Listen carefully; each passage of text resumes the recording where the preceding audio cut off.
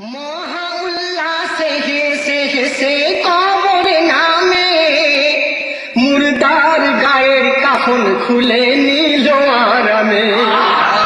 মহা উল্লাসে হেসে হেসে কবরে নামে মুর্দার গায়ের কাফন খুলে নিল আরামে।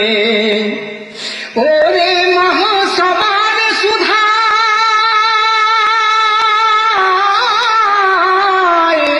এই ভারতে সবার সুধাই বল মুসলমান, কবর হতে কাফন চুরি করে কি শয়তান, করে কি শয়তান।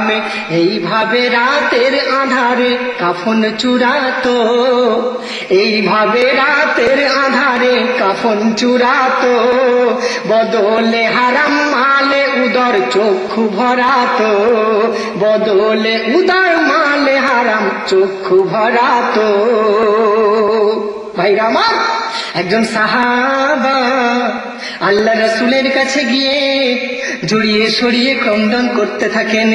নবী পাক জিজ্ঞাসা করেন, হে আমার সাহাবা, বলো বলো তুমি কাঁদছো কেন বলো।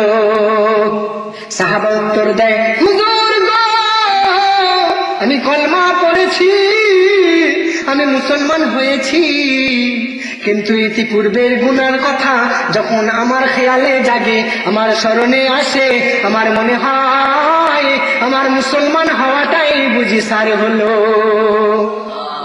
আল্লাহ নবী জিজ্ঞাসা করেন, বলো হে আমার সাহাবা, তোমার কান্নার কারণ কি, তোমার গুনার কারণ কি, কি গুনাহগারের তোমার গুনাহ একটু বলো। সাহাবা কাঁদতে কাঁদতে বলে, ইয়া রাসূলুল্লাহ, ইয়া হাবিবাল্লাহ, হুজুর গো, আমার গুনাহ এত বড় যা আমার মাথায় বহন করার মতো ক্ষমতা নাই। আল্লাহ নবী বলেন, হে আমার সাহাবা, তুমি চিন্তা করো না। আবার সাহাবা বলেন, ইয়া রাসূলুল্লাহ, আমার গুনার আকারটা এত বড় এত বড় যা নাকি তামাম জমিন ও আসমানে রাখার মতো জায়গা নাই। সাহাবা বলেন, ইয়া রাসূলুল্লাহ, এত বড় গুনাহ নিয়ে আমি ক্ষমা পাবো কিভাবে। আল্লাহ রাসূল উত্তরে বলেন, ও আমার সাহাবা, তুমি চিন্তা করো না। আবার সাহাবা বলেন, ইয়া রাসূলুল্লাহ, ও ইয়া হাবিবাল্লাহ, হুজুর গো, আমার গুনার আকার এত বড় যা চৌথা আসমান পর্যন্ত পৌঁছে গেলেও আমার গুনার আকার খানা ধরবে না, কুলাবে না।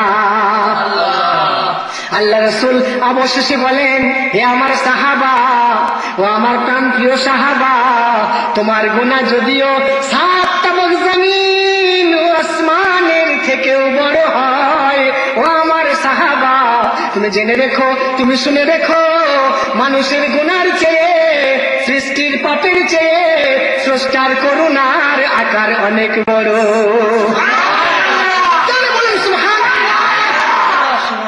আমার তারপর এত বড় গুনাহ করলো নসুহা, ক্ষমা পাবে কি?